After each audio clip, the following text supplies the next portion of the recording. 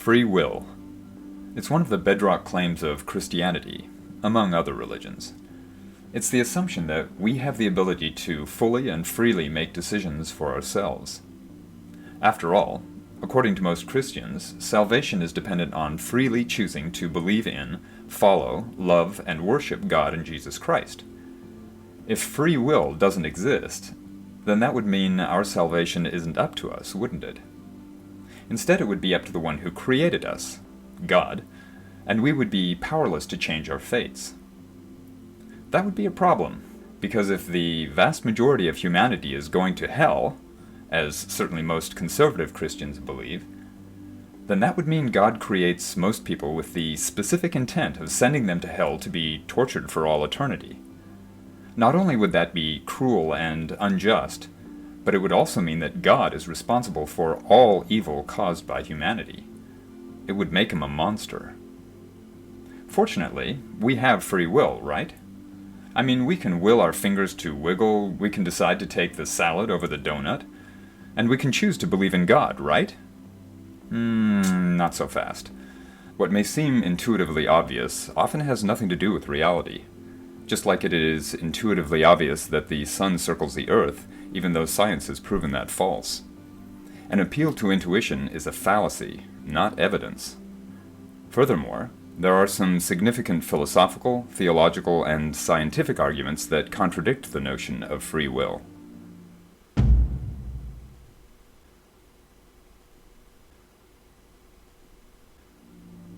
The first problem is the claim that we can choose to believe in and love God.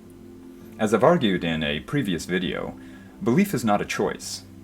Sure, we often casually use the term, I choose to believe in whatever, but the reality is, our minds just don't work that way. If you don't believe me, there's an easy test you can do that will prove it to yourself. Assuming you don't believe in the existence of, say, the underpants gnomes, just try to choose to believe in them. You will fail. That's because belief is simply not a choice. It's the same thing with love. Nobody just decides he or she wants to fall in love and then does so. Our minds fall in love based on emotional attraction independent of choice. Try it for yourself. Find a person you don't consider at all appealing and choose to fall deeply in love with him or her. It won't work. For both belief and love, we all have certain standards that must be met in order to occur. But choice is not one of them. Even the claim that we can freely choose to do good or evil has problems, since we are predisposed by instinct to behave in certain ways. For example, Christianity considers lust to be evil, but lust is an instinctive emotion. We don't choose whether or not to feel lust. We simply do so when exposed to the right stimuli. We can often choose to avoid exposure to that stimuli, or choose to suppress our feelings, but we can't freely choose to not feel lust itself.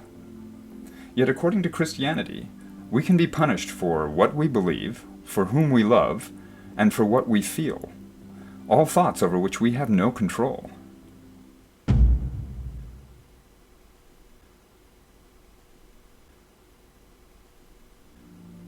The biblical claim that God is all-knowing and that he has a plan for everything also causes problems for the concept of free will. If God is all-knowing, then by definition he knows everything we will ever do, and that means we are powerless to change our fates. Our decisions are thus predetermined, even if we are not aware of it. More significantly, the Bible also claims that God has a plan for everything. If that is true, then unless our decisions can screw up his plans, and thus violate his supposed omniscience, we cannot have the free will to change what he has decided for everything. And those aren't the only biblical passages that imply we lack free will.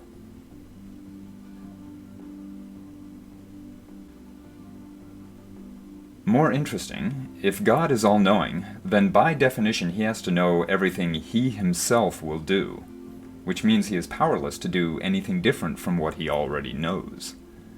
That means God cannot possess free will himself. Either that, or he is not all-knowing and thus capable of making mistakes. And his powerlessness to either change his fate or make himself all-knowing also means he can't be all-powerful, by definition.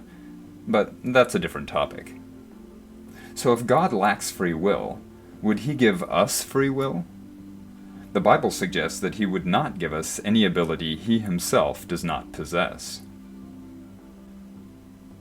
Finally, nowhere in the Bible does it actually say we have free will.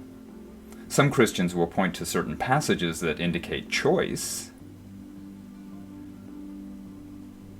but choice only means something can be selected. It doesn't necessitate free will, since external forces can determine the choice you will make. Even a computer that completely lacks free will can be programmed to make complex choices. So even the Christian's own Bible doesn't support the claim that free will exists.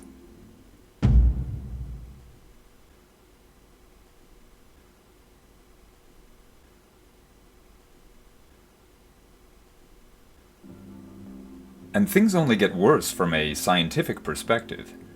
Most physicists and neurologists think that free will may be an illusion. After all, atoms behave deterministically, meaning based on cause and effect, and all matter in the universe, including us, is made of atoms. This implies that we ourselves operate deterministically and thus lack free will. To counter this, some theists point to the uncertainty principle. The argument goes like this. Quantum mechanics shows that the universe actually operates not with certainty, but with probability. And because random events can occur, that leaves an opening for free will to exist. But the problem is that the uncertainty in quantum mechanics is truly random, meaning that the randomness can influence us, but we can't influence it. The uncertainty principle might cause us to make a different decision than the one we might expect from all the events that led up to that moment. But if so, that choice would be random, not as a result of our will. Even more interesting, I think, is the results of recent experiments measuring brain activity during the process of making a free will decision. A functional MRI scanner can detect changes in blood flow in your brain that reveal exactly which decision you will make 7 seconds before you believe you are making that decision. Think about that for a moment. A full 7 seconds before you are even consciously aware of making a free will decision, your brain has already made the decision for you, entirely unconsciously. Only late in the process does your brain allow you to think you are consciously making the decision, even though the decision has already been made. While the experiment is simple and may not reflect more complex moral decisions, it's still powerful evidence that free will is nothing more than an illusion. If we operate deterministically, merely responding to cause and effect like all other matter in the universe, then why would our brains fool us into thinking we have free will?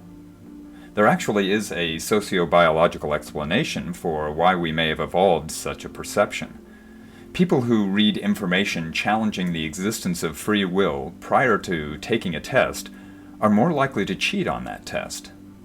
Since morality is necessary for the success of all social species, and humans are among the most social of social species, the perception of free will may have evolved as a mechanism to increase moral behavior. Better to live with the illusion that free will exists if it means increased survival for the species. By the way, if that's true, then it may be a good idea if you just forget about ever having watched this video. Realizing that free will is likely nothing more than an illusion doesn't mean we should stop helping those in need or prosecuting criminals. After all, even if we are essentially robots, slaves to a complex mix of cause and effect, we still have motivations and we still want to live in safe, friendly societies, right? Rewarding good behavior and punishing bad behavior contributes to the cause and effect that results in the world we want to live in. So if free will doesn't actually exist, then what does this mean for God? Well, if he exists, as described in the Bible, then he is the one ultimately responsible for how everyone turns out. That in itself is neither good nor evil, But if God punishes people for doing exactly what He set in motion for them to do, if He bases salvation on behaviors like belief and love that are beyond our control, then that makes Him a cruel, unjust, hypocritical, petty monster. That is what the evidence reveals.